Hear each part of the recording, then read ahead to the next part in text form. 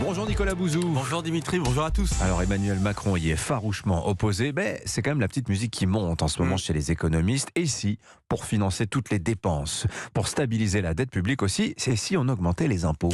Bon, en théorie, ça se discute, bien évidemment, mais je voudrais vous faire deux remarques. La première remarque, c'est que un choc fiscal se paye toujours en termes d'activité. On a deux exemples qui sont très connus, que les économistes connaissent.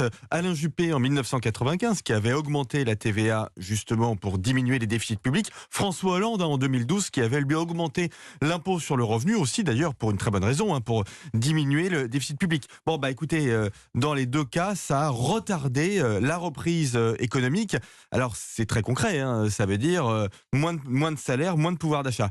Je rappelle aussi que si on augmente les prélèvements des entreprises, ce sont toujours in fine les salariés qui paient.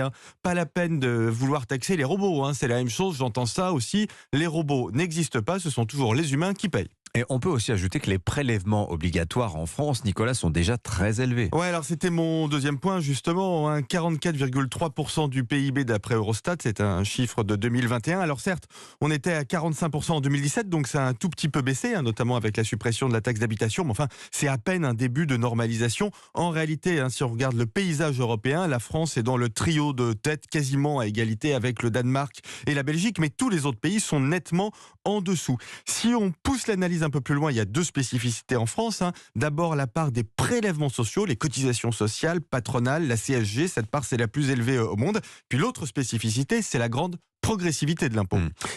Notons aussi que notre système fiscal est aussi très redistributif. C'est ça, certains impôts sont très progressifs. C'est le cas de l'impôt sur le revenu, avec une tranche à 45% au-delà de 169 000 euros imposables. Certains ont une progressivité cachée. C'est le cas de la CSG, avec des exonérations pour certains messages modestes. Certains sont progressifs puis dégressifs. C'est le cas des cotisations sociales. Mais si on fait la moyenne de tout ça, au global, les prélèvements obligatoires sont progressifs en France, avec un taux moyen qui est inférieur à 25% pour les 30% de ménages qui ont les revenus les plus bas et qui montent au-dessus de 35% pour les 20% qui ont les revenus les plus élevés. En fait, je vais vous dire, toute action sur les prélèvements obligatoires en France ne peut être que marginale et de toute façon sera absolument insuffisante pour réduire la dette publique. Donc si on augmente les impôts, faisons-le d'une main tremblante, Nicolas. C'est exactement, voire ne le faisons pas. Merci beaucoup Nicolas Bouzou, 7h23.